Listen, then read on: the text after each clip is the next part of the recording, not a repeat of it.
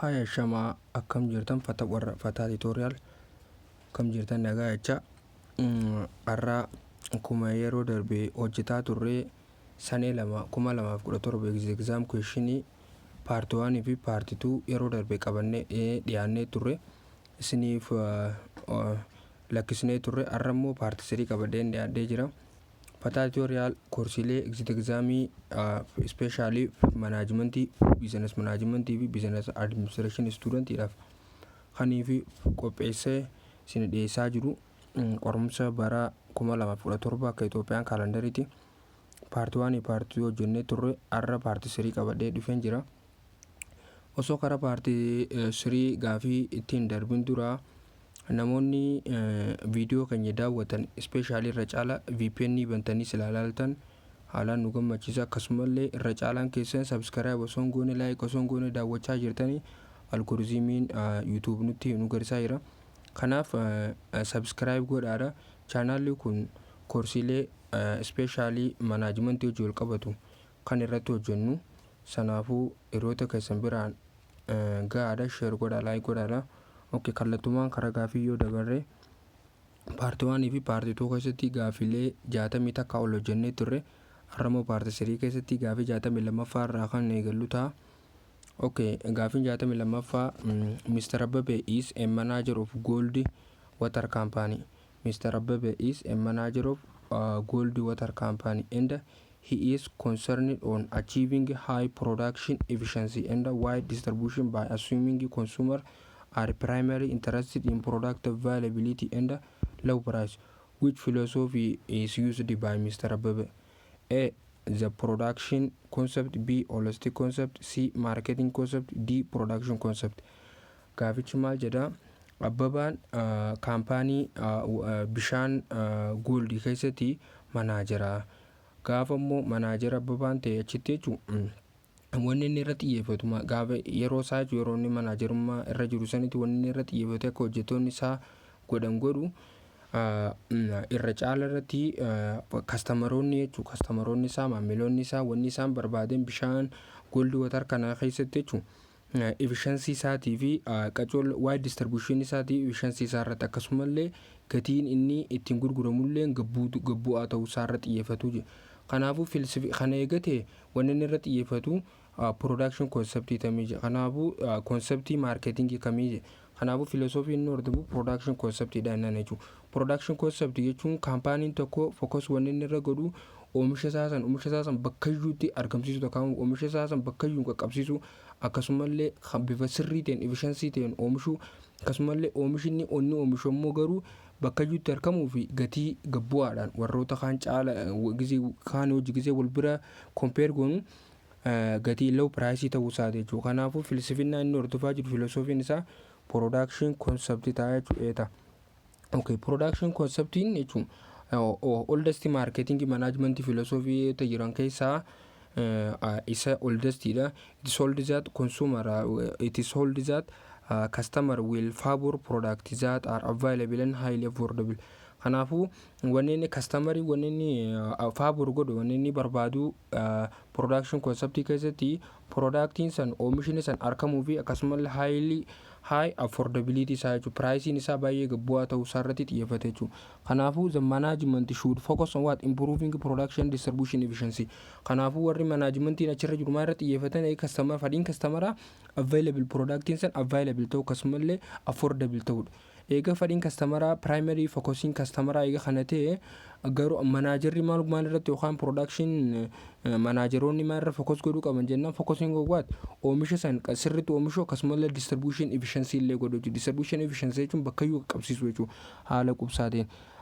Akkasumallee the description focusing on high production efficiency and wide distribution akkuma jenne and the assumption that consumers want what availability and a low price perfectly align with what this concept. Kanaafuu customeronni takkamu consumeronni bishaan kan consume godhan wanni isaan irratti xiyyeeffatan availability akkasumallee affordability isaa irra waan xiyyeeffataniif kanaafuu filosoofiin philosophy marketing keessaa kan hordofu production concept dha jechuudha.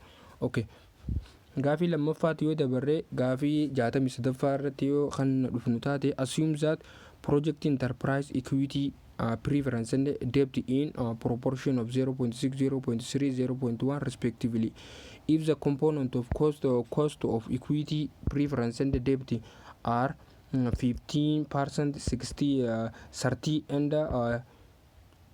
11% respectively, what is the weighted average cost of the capital? Kana jechuun kaampaaniin tokko jechuun piroojeektiin tokko gaafa piroojeektii kaapitaala barbaadan piroojeektiin kun jechuun faayinaanshal manaajimentii keessatti yoo kan yaadatan ta'e piroojeektii faayinaansingii keessatti piroojeektiin tokko ennaaf piroojeektii tokko faayinaansii godhuu barbaanne karaalee nuti faayinaansii itti goonu karaalee sadii ikwitiidhaan piriiferansii fi deebite jechuudha. Ikwitii piriiferansii deebite jechuudha. Kanaanii jechuun maal goona faayinaansii goona jechuudha. Gaafa faayinaansii goonu immoo garuu cost of finance waan jaamu jiru cost of capital USD jira jechuudha. Cost of capital USD keessatti piroojeektiin tokko equity qofa fayyadamuu danda'a, preference bichaa fayyadamuu danda'a, sadeen keessaa fayyadamuu danda'a, sadeen keessaa kan isatti tolee fayyadamuu danda'a. Garuu ammoo walittis fayyadamuu danda'a jechuudha. Parsantaa amma tokko fakkeenyaaf parsantaa 15 maal fayyadameen equity fayyadamee, parsantaa 13 preference fayyadamee, parsantaa 11 ammoo garuu maal fayyadamee gaafa piroojeektii isaa finance godhu deetii fayyadamee jechuudha. Kanaafuu gaafa kana jechuudha gaafa piroojeektii tokko irratti jechuudha finance bifa sadii kan garaagaraa fayyadamne jechuudha. Gaafa samma weighted average cost of capital baasne jechuudha. Garuu ammoo cost of capital dhuunfaa isaatti equityidhaan hojjennu garuu weighted average cost of capital jennaan sadeen isaaniitu jechuudha.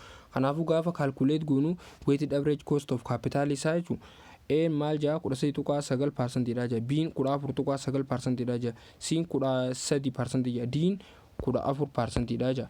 Kanaafuu deebisaan maal taati kanuma waliin laallu ta'a jechuudha. Deebisaan laaluu keenyaan jalqaba dursoo weighted average cost of capital jechuun maal jennee haala lume it is calculated by what multiplying cost of each component costii komponentoota debt equity fi preference by proportion in total capital structure. Proportion jechuun hamma qooda isaanii jechuudha achi keessatti isaan gahee taphatanii jechuudha. And then assuming the result then summing the result eegas booda maal goona eega waliin baay'isne booda proportion isaanii cost of each component eega waliin baay'isne akkasumallee eega waliin baay'isne booda maal goona walitti dabalaa jechuudha. Okay, tokkoffaa irratti mee weighted dividend cost adda baafannu cost isaan hunda isaanii adda baafannu akkasumallee weight isaaniitillee adda baafannu. Okay, equity'n percentage meeqa jenne duwwaa tuqaa jaha duuba deemnee olaalle equity'n percentage meeqa duwwaa tuqaa jaha preference'n percentage duwwaa tuqaa sadii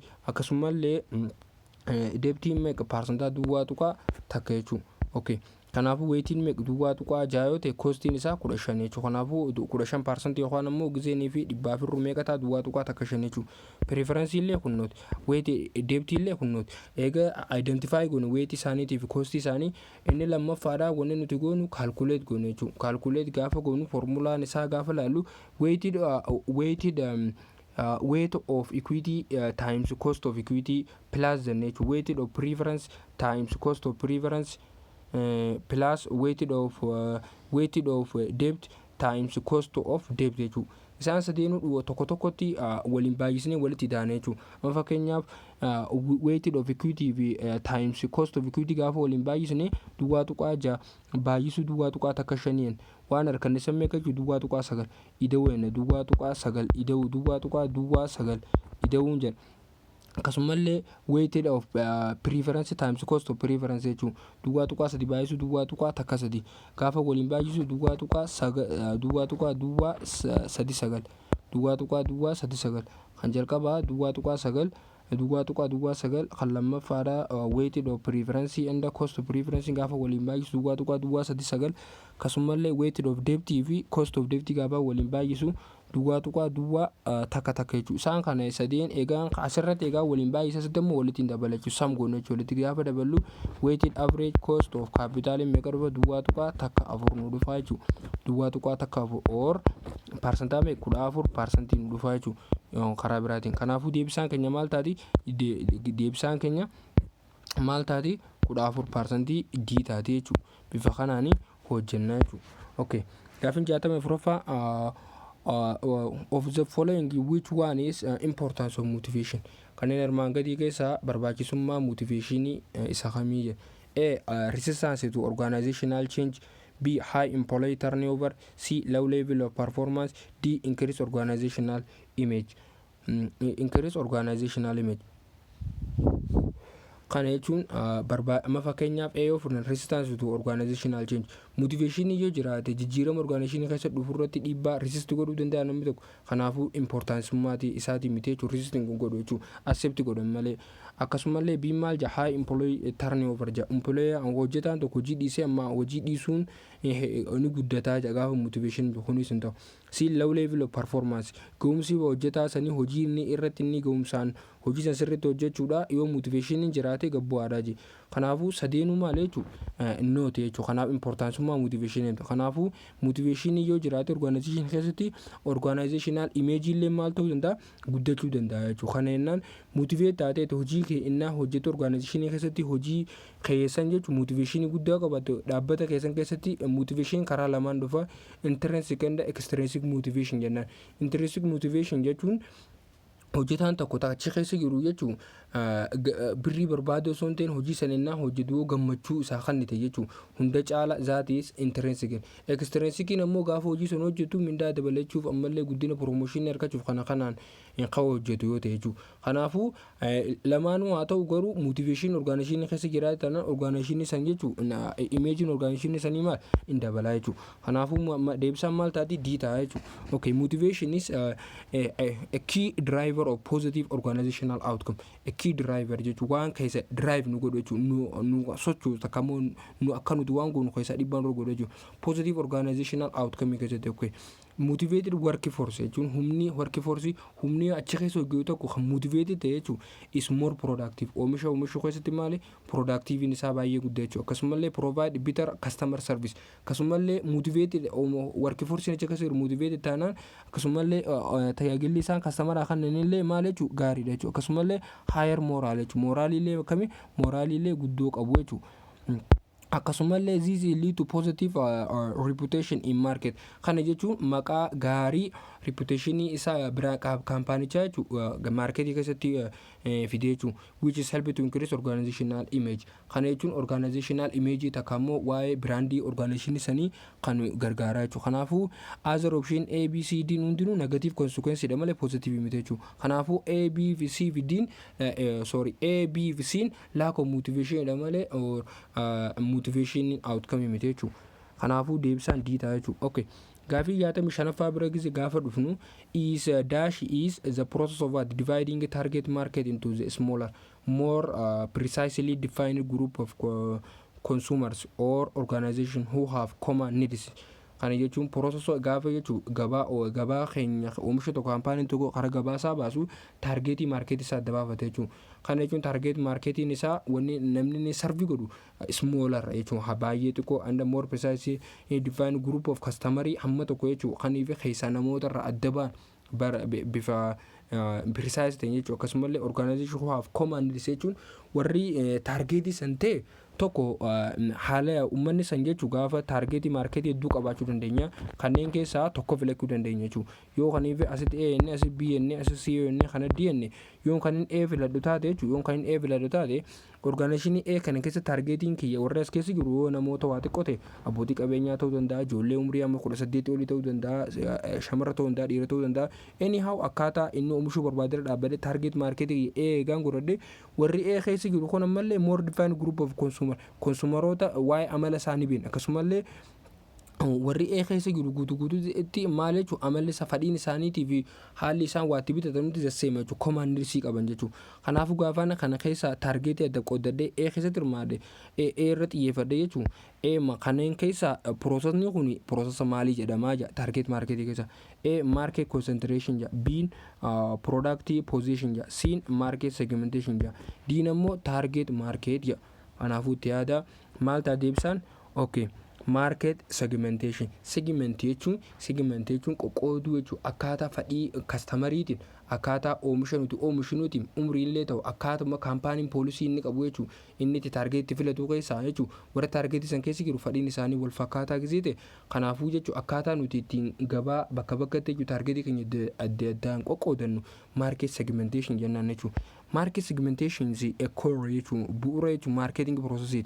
Describe in what? In question. Akkuma jalqaba question irratti ibsine jechuudha. It is involved what? Dividing broad customer or business market. Kana jechuun adda qoqqooduu jechuun maal business consumerii yookaan ammoo business market jechuudha. Kana jechuun consumerii keenya nama maamila keenya yookaan ammoo kaampaaniilee akka maamilaatti oomisha keenya birraa bitatan maa divide godhu qoqqooduu jechuudha. Into sub group jechuun groupii garagaraati jechuudha. Segment kan jennu based on what?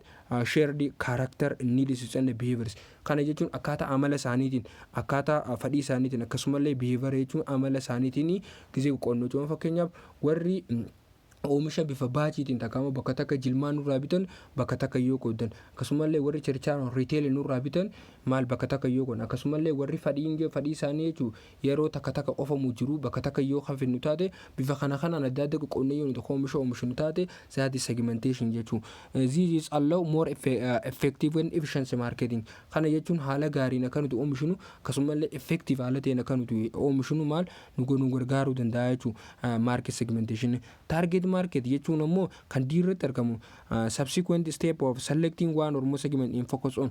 Kana jechuun subsequent jechuun stepii nuti select one or more segment in what? Focus on what? Product position. Kan segmentii isaan kan keessa tokko irratti specific gaamee gaafa qooddan akkasumallee product position kan jennu kan biirratti argamu choose biirra jiru process creating kana jechuun product position jechuun gabaabsee gaafaan afaan keenyaan isinitti himu jechuudha. Waa'ee oomisha takeetii takkaammoo waa'ee ati oomisha oomishtuu sammuu takkaammoo mataa kastamarii keessa kaawwa jechuudha. Kana jechuun akkaataa kastamariin oomisha keenya sammuu keessa qabu jechuudha yookaan imeejii inni piroodaaktii keenyaa qabu jechuudha. Zaatiis maal jennaan piroodaaktii poozishin jennaan jechuudha. Market concentration jechuun ammoo strategy focusing on what? Gaafa jechuun single market segmentii qofarra gaafate concentrate jechuun maal jechuun marketii concentrate jechuun walitti fiduu takkaammoo walitti sab godhu jechuudha. Takka jechuun walitti marketii bal'atee jiru walitti qabu jechuudha. Karaa tokko walitti deebisuu jechuun bal'aasan waa xiqqeessuu jechuudha. Concentrate jechuun walitti fiduu yookaan xiqqaachuu jechuudha. Market concentration jechuun strategy nuti marketii hedduurratti gaggeessa takkaammoo segmentii hedduurra jiru san segmentii nu barbaachifne hunda dhiisne tokko ofirratti xiyyeeffannee gaafa segmentii tokko ofirratti xiyyeeffannu saatis market maal jennaan concentration jennaan. Kanaafuu deebisaan maal taati sii taate jechuudha. Okay. Gaafin 66ffaan dash is describes the variation among the value of member of population. Kana jechuun gaafin staticsidha. It is define the variation jechuun variety takkaammoo among the value of member of population is A. Population standard deviation, B. Simple standard deviation, C. Sample standard error, D. maal jedha population mean jedha. Kana gaafin maal nu gaafate waa'ee maaliiti jechuudha. Value of member of population jedha. Waa'ee populationiiti malee waa'ee saampilii dubbachaa jiru. Kanaafuu describe the variation takkaammoo variety jechuudha garaagarummaa jiru isaan jidduu hanqina uumamuu danda'u jidduu population nambarii yookaan describe kan godhuu danda'u errorii silaa uumamuu danda'u san errorii sana hanqisuuf expected. Kana jechuun standard deviation takkaammoo variation gaafa jedhamnu gaafa population takkaammoo saampilii tokko calculate goonu errorii silaa ni uumamenne yaanu san tilmaamnu san hambisuudhaaf tilmaamu jechuudha. Kana jechuun waan godhamu jechuudha. Kanaafuu kanneen keessaa A population standard deviation je B sample standard deviation je. Amma waa'ee population asuu jirraa kanaafuu deebisaan maal taati kan wal ilaallu ta'a jechuudha. Kanaafuu maal fakkeenyaaf yoo as ilaallee duuba deebinee variationii jidduu member of miseensa populationii daati. Kanaafuu deebisaan maal ta'a A ta'a jechuudha. Kanaafuu A ta'uu isaa gaafa hubannu jechuun the standard deviation jechuun maal jechuudha yoo inni ilaalle standard deviation jechuun gabaabsinee yoonii fi standard deviation jechuun maal jechuudha maaliif as population jaa as sample jaa standard deviation jennee gaafa adda baafanne standard deviation about sample if standard deviation population adda baafachuun dhibu jechuudha. Kanaafuu mee population standard deviation sample standard deviation osoo hin taane standard human deviation jechuun maal jechuudha yoo inni ilaalle is a measure how spread out of value data set is.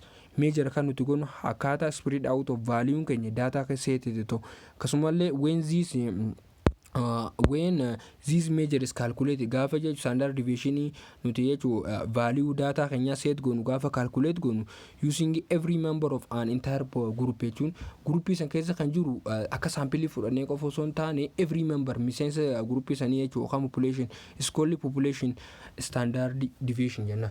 Kana jechuun akkamitti sample irraa dabaamnate yoo sample jechuun population keessa akkuma gaafa hospitaala namni tokko dhaqu gaafa dhukkubsatee dhaqee dhiiga isaa laaboraatoorii yoo barbaachise dhiiga qaama isaa guutuu irraa kan ilaalan. Kanaafuu quba isaa qeensa isaa kana biratti lilmoo itti waraananii qorraa fuudhan. Dhiigni hammeessi inni irraa fuudhu san maal jechuun maal bakka bu'a dhiiga qaama isaa keessa guutuu bakka bu'a jechuudha. Kana jechuun population gisee immoo garuu dhiiga guutuu jechuudha fakkeenya jechuudha. Kana jechuun amma fakkeenyaaf population mana barumsaa tokko yoo niifi daataa isaa walitti qabachuu barbaanne barattoota amma tokko qofa osoo hin taane barattoota mana barumsaa keessa jiru san guutuu isaa maal jechuudha calculate godhu jechuudha. Kanaafuu maal jedhee the value member of population jala member of population miseensa population sanii hunda jeemi. Kanaafuu gaafa miseensa population sanii hunda ta'e maal population standard deviation ta'a. Sample jechuun ammoo garuu guutuu isaa osoo hin taane hamma tokko jechuudha portion isaa. Sample standard deviation jechuun ammoo garuu maali variation in what jechuudha sample keessatti jechuudha population san keessa hamma sample qofarratti gaafa variation gaggeeffame zaati sample variation jennaan. Garuu amma gaafii maal nu gaafate member of population jedha. Kanaafuu variation eegatu waa'ee variation eegatu banne akkasumallee variation san kan kun godhamtu value jidduu miseensa population sanii hunda gaafate zaati population standard deviation jennaan. Garuu immoo bakka tanatti jechuun member of value of sample silaayyee iddoo tanatti jechuun maal ta'a deebisaan bii ta'uu danda'a jechuudha. Kanaafuu biidha jechuudha. Standard sample standard error jechuun the measure of what variation in sample means around population mean keessa error uumamuu dandeessu. Akkasumallee population mean jechuun central tendency malee not variation. Population mean jechuun waa'ee central tendency dubbanna malee waa'ee variation itti miti. Kanaafuu deebisaan maal ta'a taate jechuudha. Okay. Gaafiin itti aanu maal jedha a product designed originally for a local market is exported to other country with virtually no change except translation of words and other cosmetic changes known as dash. Kana jechuun gaafiin maal jetti gaafa oomisha tokko oomishnu jechuun product gaafa export goonu takka immoo fayyadamtoota bira qaqqabsiifnu akkaataan nuti takka immoo gaafa product tokko biyya keenya keessatti oomisha domestic oomishaa turre export biyya alaa goonu jechuun gaafa goonu jechuun design oomisha sanii originally gaafa fayyadamnu jechuun akkuma biyya keessatti gurguraa turre sanuma fuunee gaafa biyya alaatti export goonu jechuun. Kana jechuun design is originally for what productiin tokko design isaa kan design ta'e domestic biyyuma keenya kan fakkeenya oomishni tokko fakkeenyaaf kaampaanii tokko Finfinnee yoo jiraate oomishni inni design godhee oomishu uummata Itoophiyaatiif yoo ta'e gaafa export godhu jaalalama gaafa local design originally design isaa uummata keenya Itoophiyaatiif yoo ta'e export to other country gaafa biyya keenya jechuun karaa Keenyaa ta'uu danda'a Saudi Arabiyaa ta'uu danda'a China ta'uu danda'a gaafa export godhu gaafa export with virtually no change. Kana jechuun oomishni design product sanii virtually dhaan waa takka hin jijjiiramu sanuma oomishuma keenya oomishne san akkasumatti gaafa export goonee jira except translation word sama fakkeenyaaf jechi oomisha maqaan product oomisha Itoophiyaa kan fakkeenya fudhannee biyya keessatti Amaariffaa yoo ta'e garuu oomisha san fuunee biyya alaatti ergine Amaariffaa namni hubachuu dhabuu danda'a. Kanaafuu maquma product san qofa Ingilizኛ jijjiirrata akka immoo translate goonee afaan biyyatti oomishnu sanitti gaafa export kan goonu taate biyya sila biraatti gaafa export goone maal jedhamaa jira. Kana jechuun value productiin design productiidhaan jijjiiramu. Oomishni product san jijjiiramu content san garuu ammoo goomu gubbarra barreeffamee akkaataa itti fayyadama qofa afaan biyyatti oomishnu biyyatti export goonu san qofatti yoo kan jijjiiru taate kun jechuun maal jedhamaa jira. A product standardization, B product differentiation, C product purchasing, D product identification.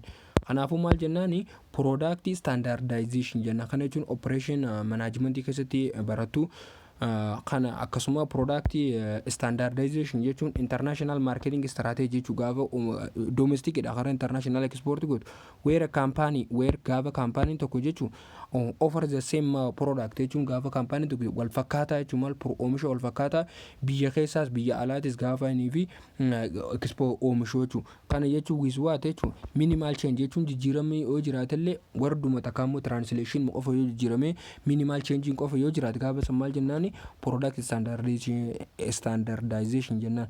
Garuu immoo product adaptation faallaa isaati jechuudha. Product standard godhuu jechuun wal fakkeessu jechuudha.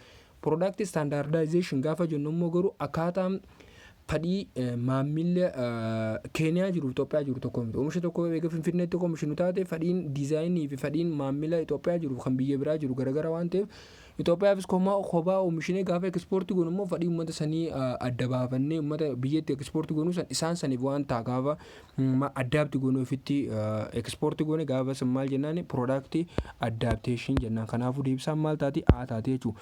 Okay. Katiyaanu gaaffiin itti aanu 69ffaan financial management is mainly concerned with financial management. Course financial management yookaan waa'ee financial management wanni irratti xiyyeeffatu irra caalatti maalii jaa?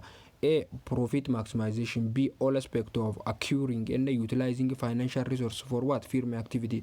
C. Efficiency management of every business. D. Arrangement of all organizational resource. Kana jechuun financial managementiin wanni inni focus irra godhu akkaataa finance jechuun waa finance godhuudhaami akkami waa finance goota kammoo akkami utilize goota finance egaa akkamitti finance saraan arkada financing arkada san akkamitti utilize godha kan jirru xiyyeeffata. Kanaafuu jechuun accrue gaafa gootu jechuun akkamitti finance tokko projectii gaafata kammoo organization tokkoof arkada egaa arkada finance san jechuun akkamittiin bifa bu'aa qabuun jechuun utilize godha kan jirru xiyyeeffata jechuudha. Kanaafuu deebisaan maal taati? B taati jechuudha. Okay.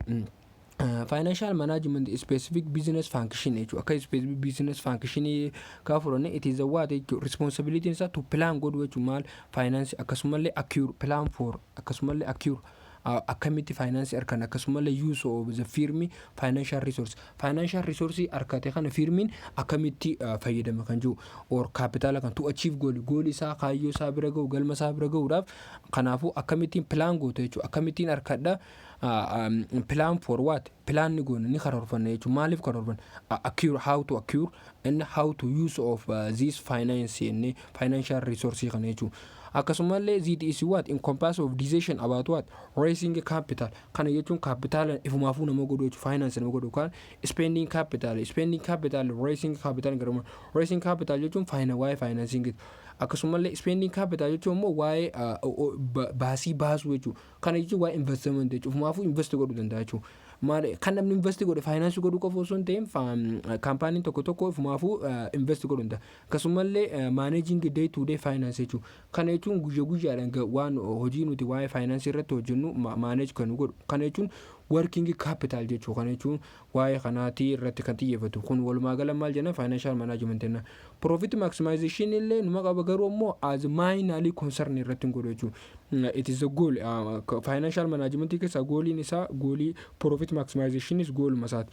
Garuu immoo more precise define in what effective management of all financial resources. Efficiency management in every business is too vague and describe general management. Arrangement of all organizational resources include non-financial resources like human and physical assets which are not primary focus on financial management. Arrangement of all organizational resources irratti waan xiyyeeffatu inni finance irratti yoo fakkeenya humna namaa yookaan physical asset irratti baay'een xiyyeeffatu inni wanneen irratti xiyyeeffatu akkamittiin accrue godhe egaan accrue godhe immoo akkamittiin ammoo utilize godha kan jiru irratti xiyyeeffatu financial management. Kanaafuu deebisaan maal taati? Deebisaan B taati jechuudha. Gaafii 69ffaadhaaf. Okay. 70ffaan gaafii maal jetti? Which is an approach to product distribution when product are designed destined for a large quality market. Kana jechuun approach product tokko jechuun gaafa marketing keessa ni jira kuni international keessatti ni jira mallee principle marketing keessa ni jira. Gaafa kaampaaniin tokko oomisha isaa sana immoo fayyadamtoota biraan gaafa qaqqabsiisuu barbaade distribution strategy gaafa baasu type of distribution strategy keessa distribution strategy type illee shantu jira.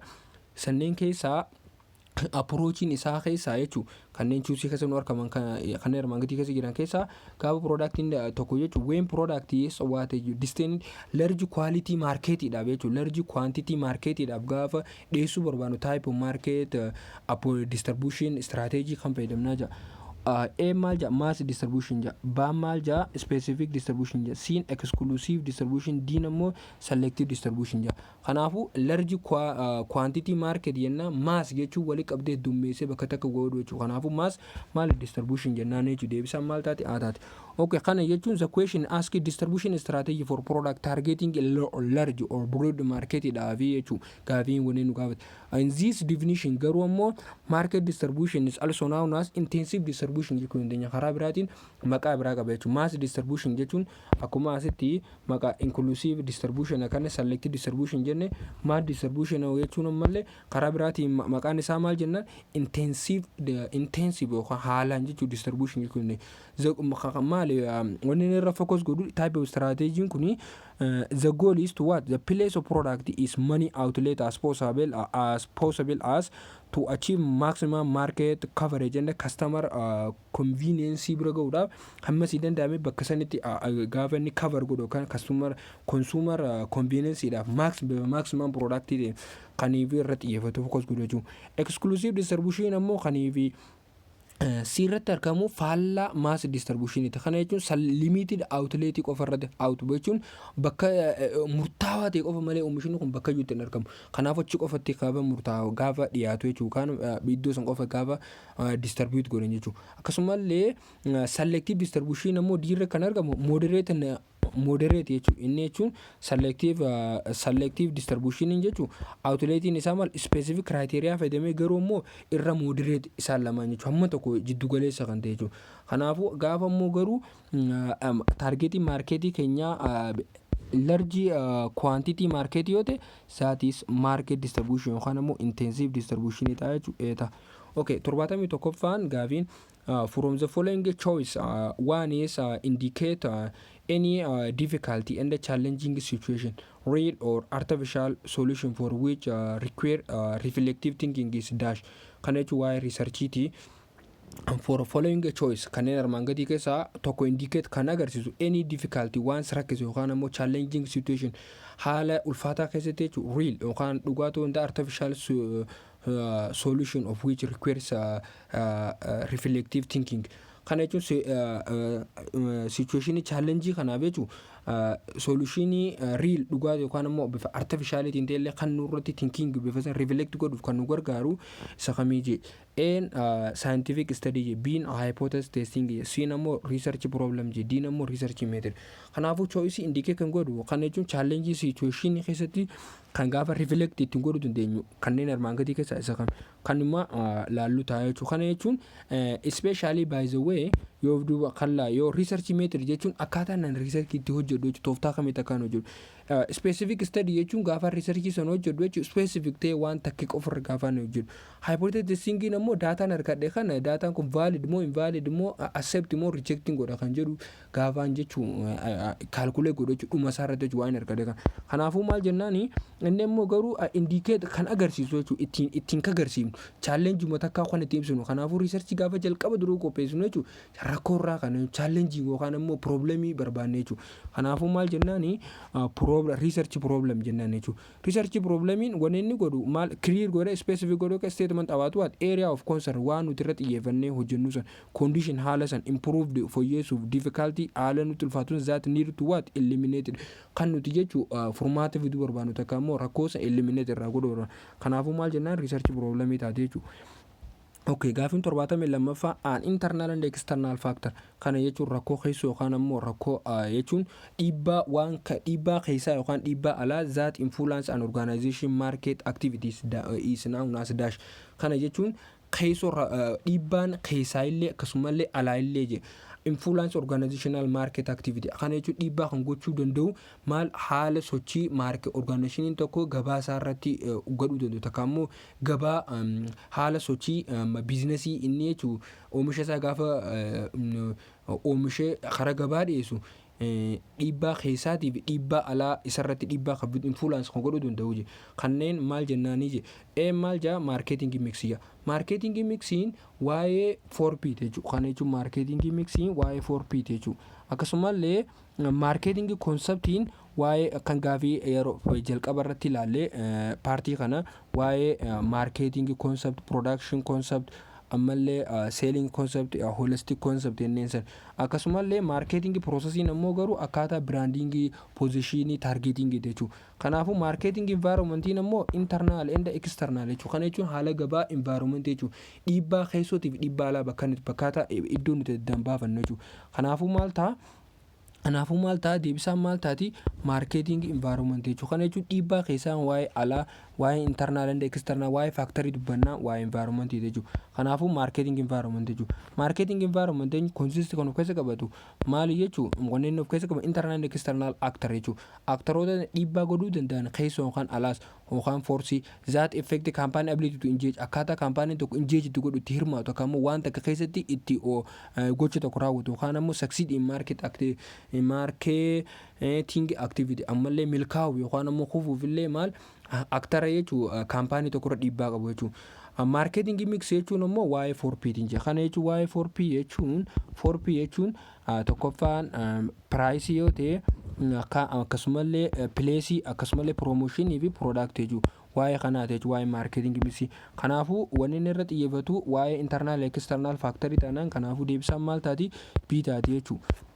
Okay, gaafin 73ffaan all are significance of measuring correlation. Kana jechuun gaafa agarsiistuu measure of correlation iti maal kanneen armaan gadii keessaa hundi agarsiistuu measure of significance of measuring correlation iti except one tokko malee je. Kana jechuun tokko malee hundinuu positive jechuudha. Kana jechuun tokko malee hundi isaatu maal agarsiistuu measuring of correlation iti. A maal jaa to reduce range of uncertainty of our prediction. B maal jaa show some kind of relationship across of several type of variable. C maal jaa aids in what locating the critically important variable on which others depend. D maal jaa high correlation is necessarily indicative of causal relationship between two variables. Kanaafuu except kan ta'e sadii positive negative kan ta'e kamiyyuu inni sanaan dura gaafii maal nu gaafatte yoo inni ilaalle this question ask about statement is not significance jechuudha. Correct use correct use of what correlation. Fundamental principle of statistics yookaan correlation not imply the equation. Okay, high correlation between two variables does not mean one cause does not mean that one cause of the other. There could not third or lacking variable causing relationship, or it is could be what coincides. Therefore, option D is incorrect statement except the answer. Kanaafuu deebisaan maal taati D jechuudha. Kana jechuun high correlation guddaa yoo jiraate barbaachisaadha jamaa indicative causal relationship between two variable lamaan jidduutti walitti dhufeenyi guddaan jiraachuu takka ammoo correlation guddaa jiraachuu nu garsiisaa jira. Kun necessary la je indicative. Kanaafuu kun immoo maal jennaani not true dha jechuudha. Kanaafuu deebisaan maal taati D taate jechuudha. Okay. 74ffaan maal jedha the factor which are relevant in organizational business such as world trade organization principle and agreement reverse to dash. Kana jechuun factoriin relevant kan ta'e akka international business keessatti akka principleota akka world trade organization yookaan agreementoota garaagaraa kan laalu yoo ta'e isaan kunneen eessa keessa ramadamuu jira environment kam keessatti factor ta'u jechuudha. Factor ramadamuu jechuudha. A favorable environment, B internal environment, C domestic environment, D namo global environment. Why World Trade Organization jechuun world jechuun addunyaalee isaa kanaafuu maal jennaan jechuun global jechuu dandeenya jechuudha. Kanaafuu domestic environment keessatti miti jechuudha. Akkasumallee internal environment miti. Akkasumallee favorable environment miti. Kanaafuu waa'ee agreementoota principally World Trade Organization akkasumallee agreementoota birootillee yoo ta'e waa'ee environment isaa factor isaa dubbanna. Kanaafuu maal jennaan global environment dita jechuudha. Ansari global environment wanneen keessa qabatu the world wide bal'aadha jechuudha. Factor yookaan institutionota addunyaalee isaa jechuudha. Kana jechuun internationally gaa business isaanii warroota operate godhan jechuudha. Akkasumallee World Trade Organization san keessaa tokko yoo ta'e the prime example kana jechuun global institution those principle and agreement rule of trade jechuudha. Kana jechuun warri trade waa'ee trade dubbatame maal jechuudha the rule seera jechuudha for trade jechuudha daldala between nation jidduu biyyoota directly kallattumaan jechuudha impacting company engage international business. kaampaanii jidduu oomisha fakkeenya biyyoota Chaayinaa, Ameerikaa, Itoophiyaa kana hedduutti kaampaanota biyya garaagaraa keessa jiru kana dhiibbaa kan qabu. Maaliif tokko gisee oomisha tokko fudhee oomisha bakka biraatti daldalu jechuudha. Warri tireed jechuudha. Pirinsipilii jalfamoota isaan hordofuu qaban akka waloodhaan isaan hundara xaappilaa ta'u jechuudha. Kanaafuu deebisaan maal ta'a? Global environment ta'a. 75 gaafiin which of the following is true about what project and program? Maal jenne waa'ee projectiitiif waa'ee program jechuudha. Waa'ee projectii manaajimentii chaaptarii jalqabaa keessa yeroo inni kuni garaagarummaan projectiitiif programii maali jennee olaalle maal jaa projectii naara warzaan program jaa programiititu irra guddaadha jaa maalirra projectii irraa jaa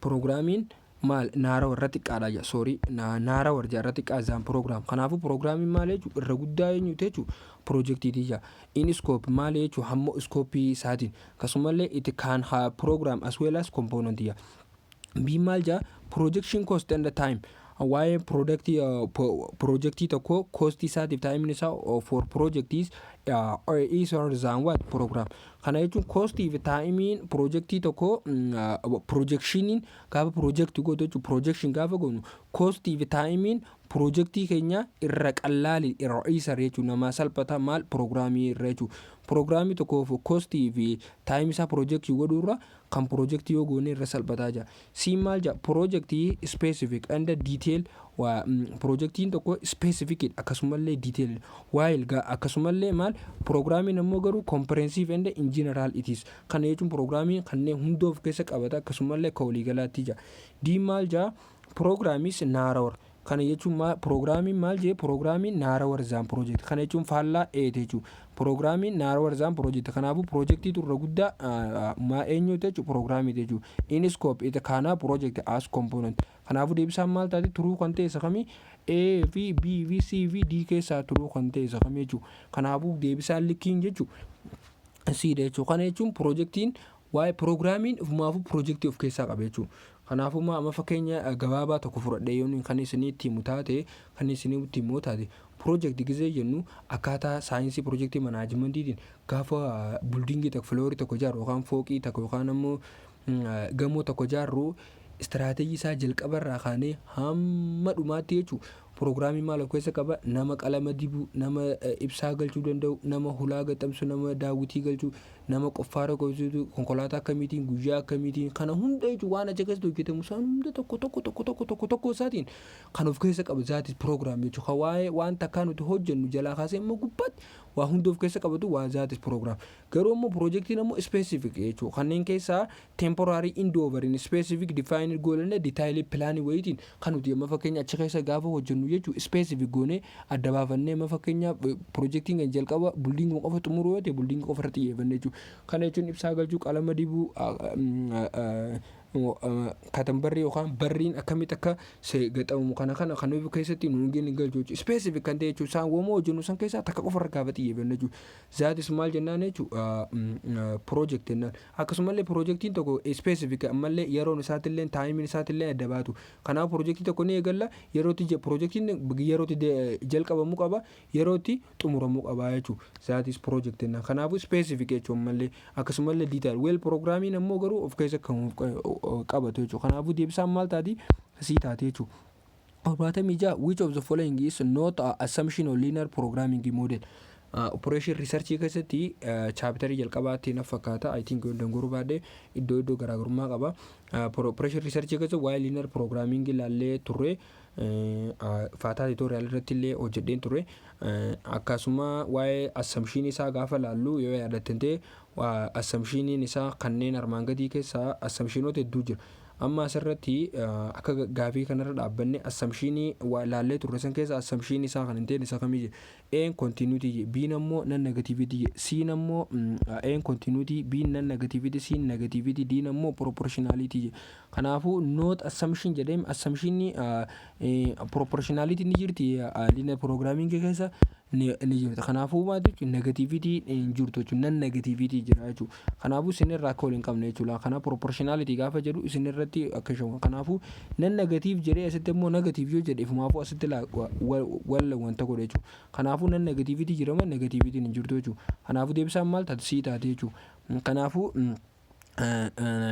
non negativity gazu explicit jechuudha. It is not assumption of the model jechuudha. Kanaafuu continuity ni jira maqaan jennaan variable maal ta'a jechuudha continue tokko. Akkasuma non negative ni jira. Akkasuma proportionality jechuun karaa biraatiin proportion to the value jechuudha. Kanaafuu maal ta'a deebisaan C ta'a jechuudha. Kanaafuu not assumption of linear programming assumption isaa continuity jira, non negativity jira, proportion jira, kanneen birootis ni jira jechuudha. Irra deebitanii ilaaluu dandeessu. Okay, gaafin 77ffaadha.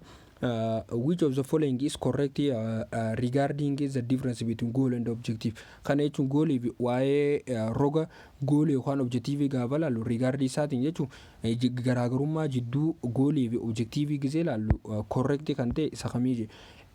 Goals must be bounded by time while not mandatory for objective. Kun walumaa galatti maali x jechuun ta'u jechuudha. Kana jechuun objective dha bounded by time jechuudha. Akkasumallee goolillee nama tokko qabaatu gari specific kan ta'u jechuudha. B maja quantification and time criteria mandatory for objective but not for goals.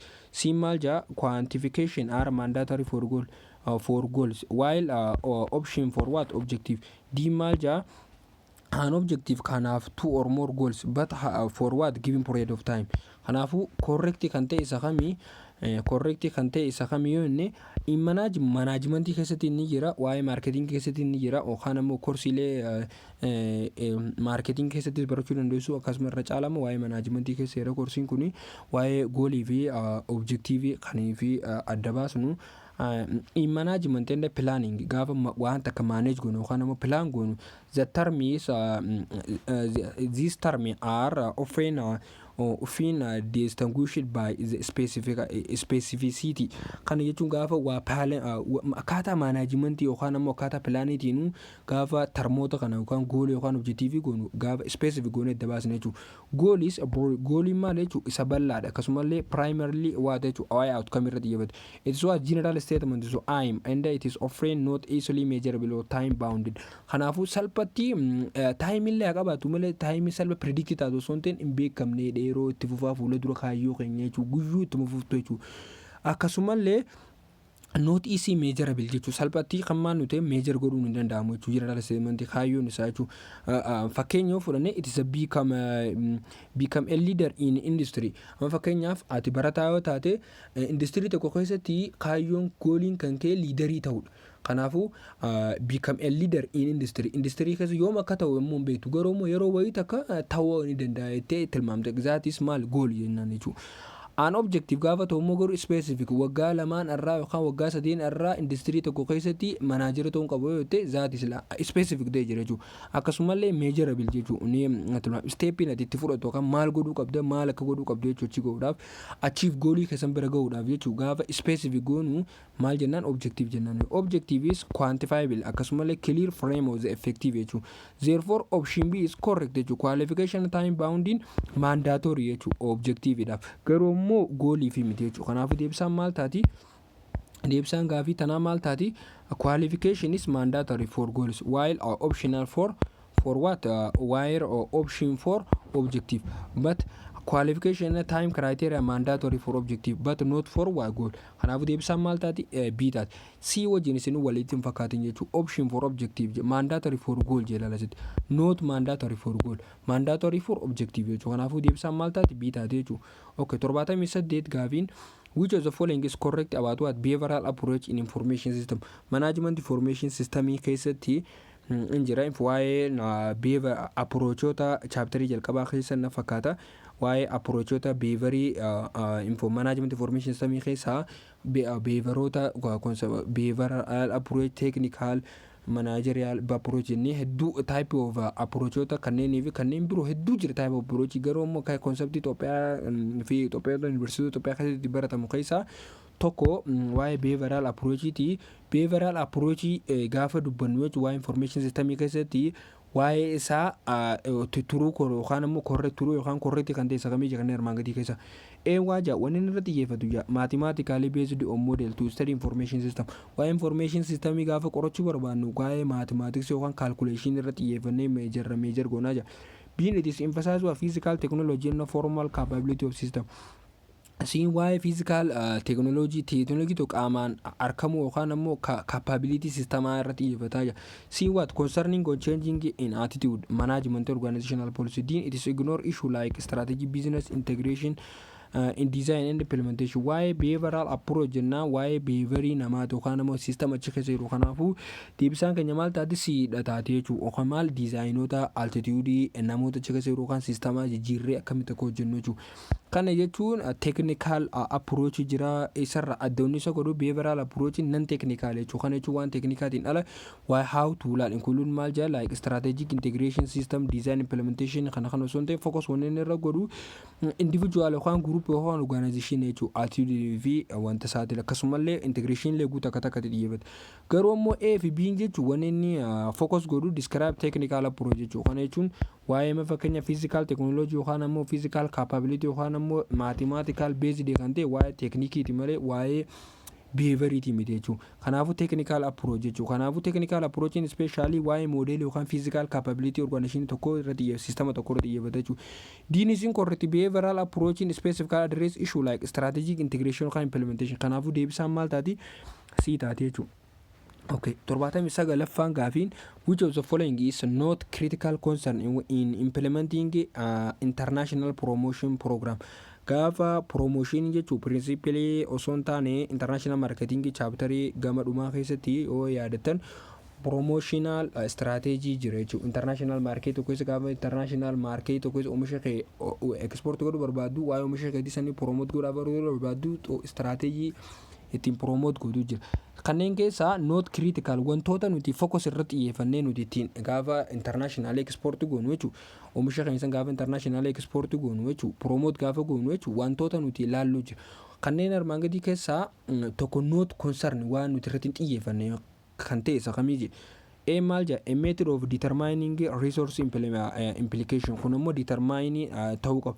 akkasumallee use type of media without any analyzing relevance. kana jechuun use a type of media without any analyzing the relevancy isaa media osoo relevancy isaa ilaalle akkanuma fayyadamna. okay amnatiin fakkaatu siin ammoo maal jaa setting objective of appropriately gaafa promote godhu program godhu objective bifa seera qabeessa ta'een maal objective kan ka'e itti fayyadamuu qabda jechuudha. Delaying selecting the person to undertake the promotion. kanaafuu maal jennaani not concern jedhame kanaafuu wanni concern irratti xiyyeeffanne B maal jaa negative jechuudha. kanaafuu biyya alaa qofa dhiisi biyya keessatti gaafa promotion gaggeessinu jechuudha. relevancy media tokko baay'ee murteessaadha jechuudha. kanaafuu relevancy media tokko analyze goona malee osoo analyze hin goone program godhuu maal promotion jechuudha. kanaafuu deebisaan B taate jechuudha. okay gaafiin 80ffaa maal jedha your business can only be sustainable in long run. biizinesiin keenya tokko kan sustainable ta'uu danda'a karoora yeroo dheeraa keessatti yoo if work is harmony with social and natural environment. kana jechuun hojiin nuti hojjennu hawaasummaa wajjin akkasumallee uumamaa wajjin yoonii fi kan walitti jechuudha harmony walitti dhufeenya qabate. to understand the relationship between environment and business entrepreneur and must now gaafa jechuun waa'ee environmentiitiif yookaan immoo waa'ee biizinesii keenya biizinesii nuti oomisha tokko biizinesii tokko oomishnu kaampaanii keenya tokko akka tagadhamu naannoo isaa takka immoo environmentii kamii keessatti akka hojjetuu fi akkasumallee entrepreneurii biizinesii taayipii isaatii wajjin maal godhuu qaba understand qacolla godhuu qaba. gaafa dhuftee oomisha tokko asitti biyyatan keessatti biyyuma Itoophiyaa tokko keessatti takka immoo naannuma takka keessatti eegaltuu naannoon tun akkamii haala akkamii fedhii akkamtu jedhattee akkasumallee istiraataajiin biizinesii entrepreneurii itti hordoftu akkam jettee sirrumatti hubachuu qabda jechuudha. waa'ee kanarratti xiyyeeffatu understand godhu waneen nuti goonu maal jaa how much your business depend on environment. B maal jaa use backward assumption. C follow few people advice. D depend on your own limited skill. kanaafuu maal jenna now how much your business depend on environment kan jiru understand godhuun barbaachisa. kun gaafi entrepreneurship ti laaluu dandeessu. deebisaan maal ta'a eetaa jechuudha.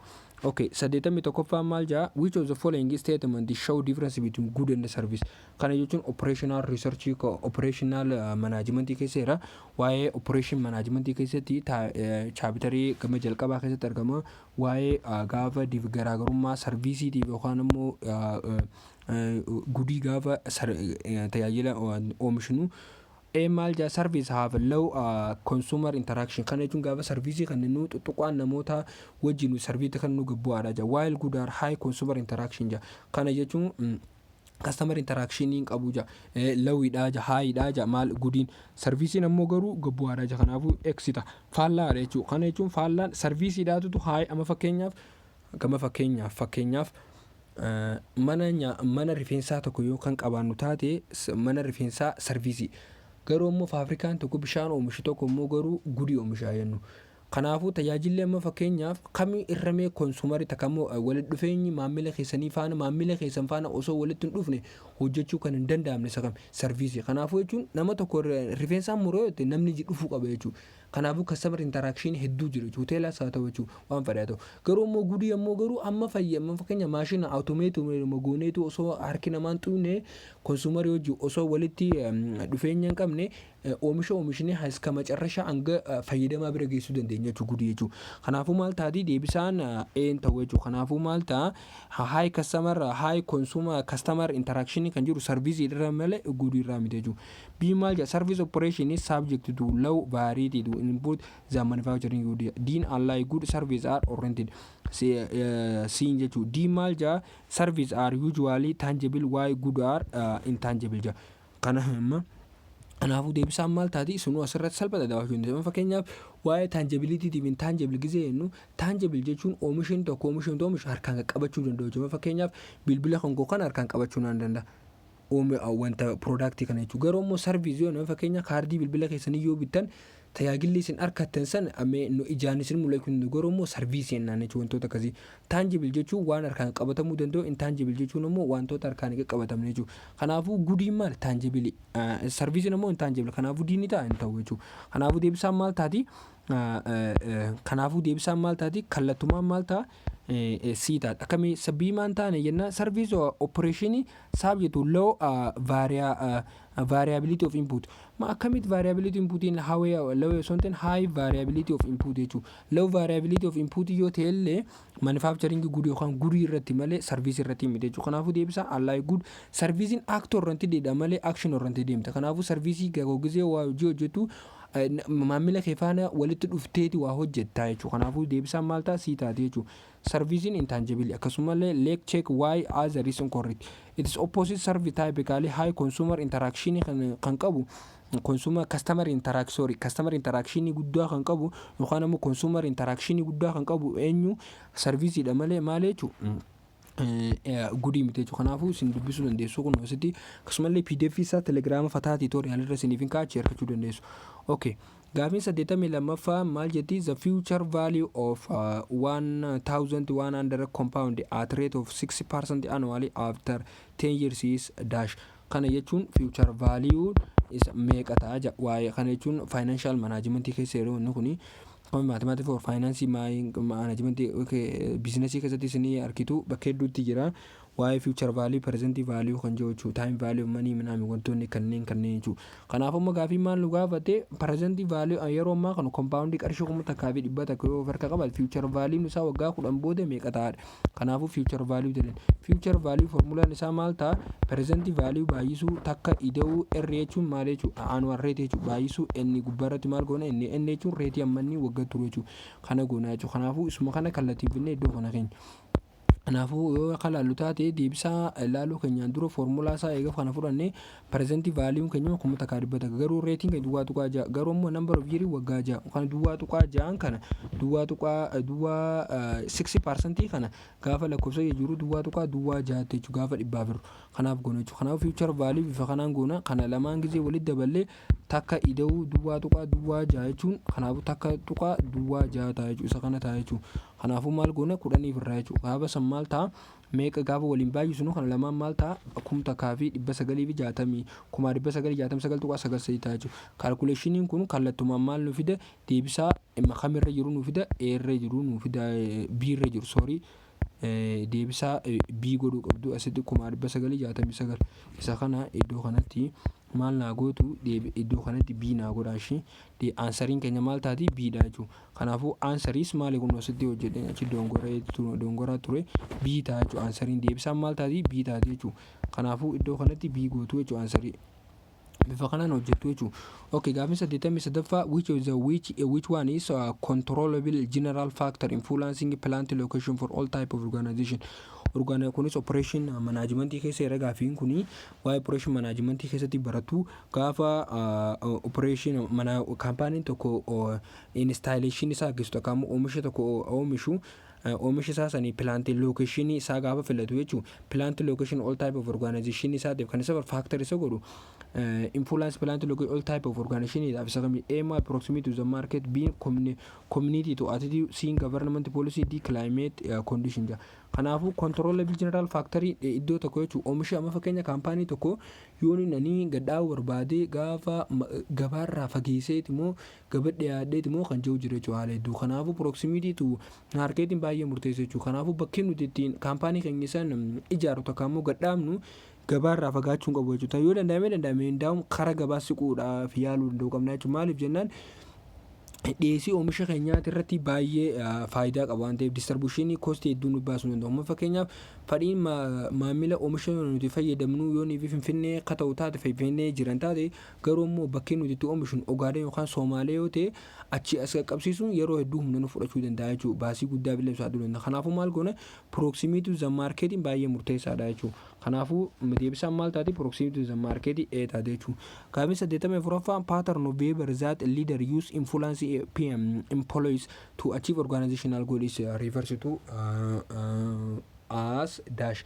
Kana jechuun akkaataa pattern jechuudha. Tooftaan tala maaltu jiru waa'ee leadership keessa theory leadership fi style jira jechuudha.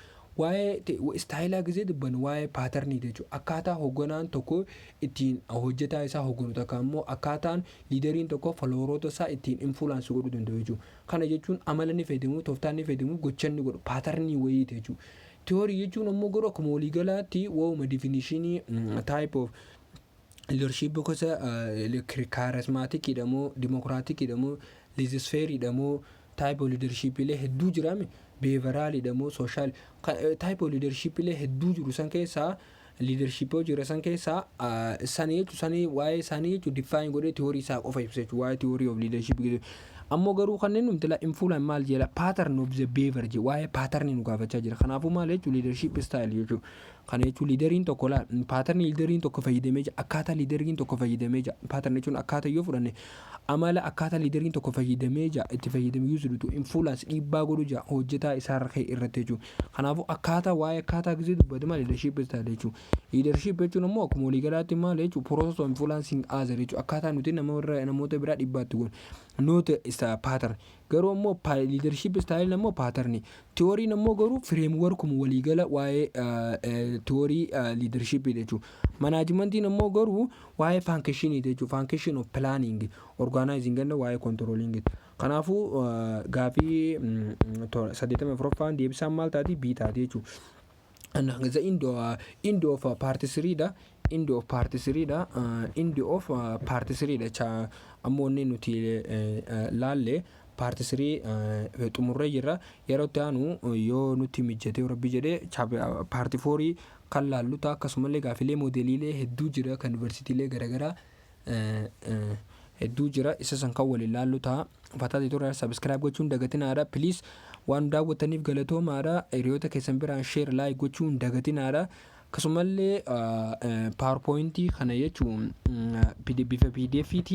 bifa pdf-tiin jechuun telegraama fataa tutorial irraa argachuu dandeessu jechuudha. Telegraama fataa tutorial irraa argachuu dandeessu jechuudha. Fataa tutorial tg irraa argachuu dandeessu jechuudha. Telegraama irraa argachuu dandeessu.